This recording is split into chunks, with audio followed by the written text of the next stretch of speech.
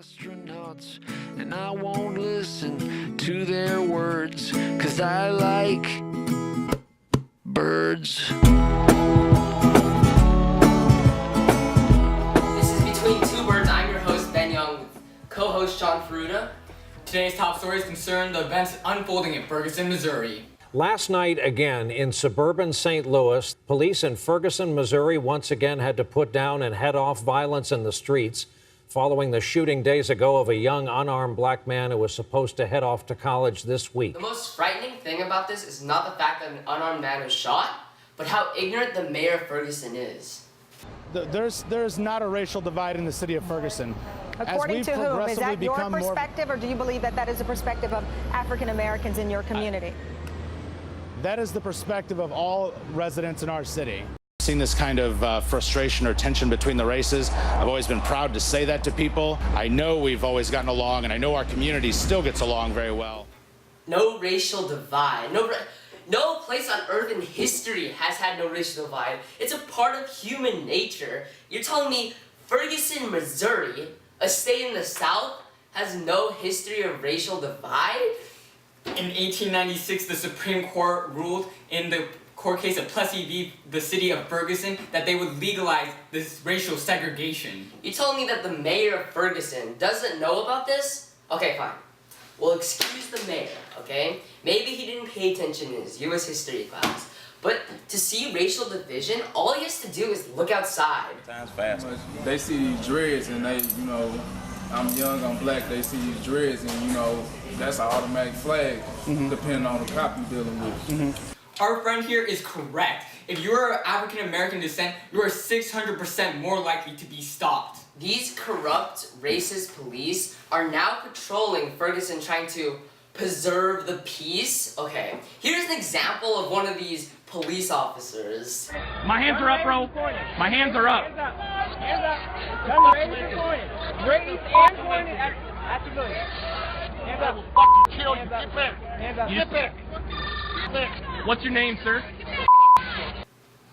The main slogan for these protesters is hands up, don't shoot. And the main goal of the police is to protect the residents of Ferguson. So why is Officer Go F yourself threatening to kill peaceful protesters? More importantly, why is someone like this allowed to carry an M16 assault rifle? An M16 assault rifle has a firing rate of 60 rounds per minute. That means if Officer Go Fuck Yourself decides that he wants to carry out his promise to kill you, all he has to do is hold down the trigger for 5 seconds and 5 people are shot. Why are we even giving cops military-grade weapons in the first place?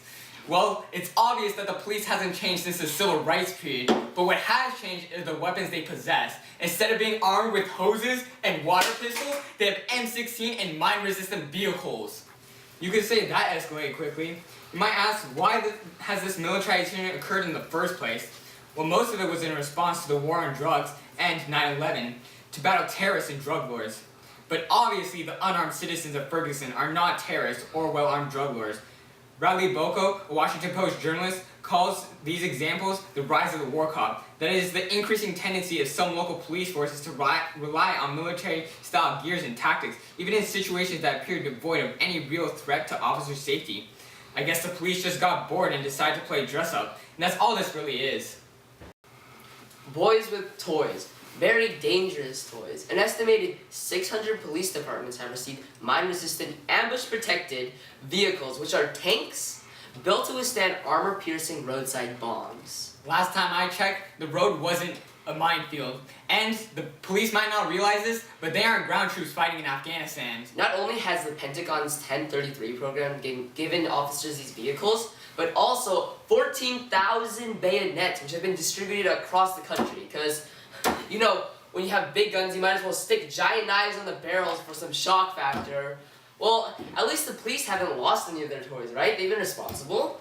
Wrong. 145 police departments have been suspended from the 1033 program due to losing M14s, M16s, .5 caliber pistols, and even shotguns. There's even incidents of them losing a Humvee in Palestine, Arkansas. How do you lose a 5,000-pound, mine-resistant military vehicle? But I guess you could say it's expected for boys to lose their toys, but the real question is, do they still deserve these toys? Well, that depends on whether or not they're using their weapons properly. And at 270 recorded botched SWAT raids, which often result in civilian deaths, makes us question if our boys are responsible enough to keep their toys. To understand the circumstances of these failed raids, we have decided to reenact one.